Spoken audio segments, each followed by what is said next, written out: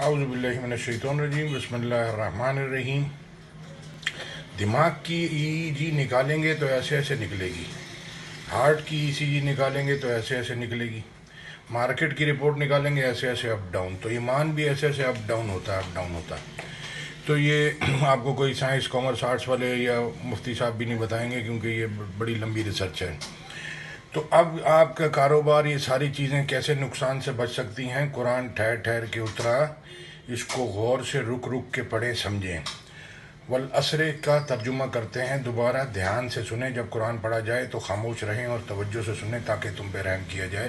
یہ قرآن کی آیت ہے، یہ اللہ کے حکم ہے اور فرض ہیں۔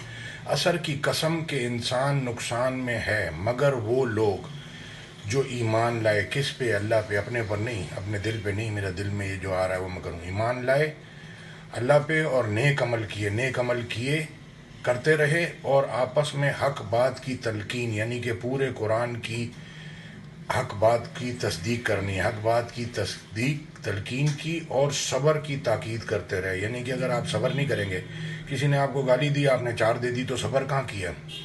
تو اسی طرح سے یہ جو لوگ بولتے ہیں نا میں پہل نہیں کرتا ہوں، اس کو 1 گالی دو وہ 4 دے دے گا، تو صبر نہیں کیا تو اس کو کہاں سے بیچارہ یہ بچ سکے گا نقصان سے؟ اسی طرح سے ایمان اللہ پہ لائے بغیر، اسی طرح سے نیک عمل، کسی کو بولو نیک عمل نہیں ہوتا اس سے، بولے گا میں پیسوں کے لیے کام کرتا ہوں، پیسوں کے لیے آتا جاتا ہوں، پیسوں کے لیے نوکری کرتا ہوں، پیسوں کے لیے کاروبار کرتا ہوں۔ نیک عمل یہ کیا چیز کا نام ہے؟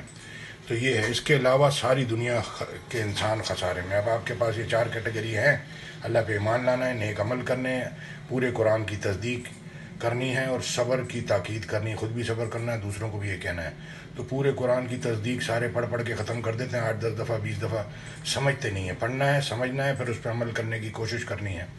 یہ ہے، آپ نے ہم نے فیصلہ نہیں کرنا ہے جو ہم لوگوں کا فیصلے کرتے ہیں، اللہ نے فیصلے کرنے ہیں پوری زندگی دیکھ کے، ساری زندگی کے عمل۔ پھر اللہ کہتا ہے اس انسان کی کوشش دیکھی جائے گی، پھر پورا پورا بدلہ دے دیا جائے گا۔ جزاک اللہ خیر۔ السلام علیکم ورحمۃ اللہ۔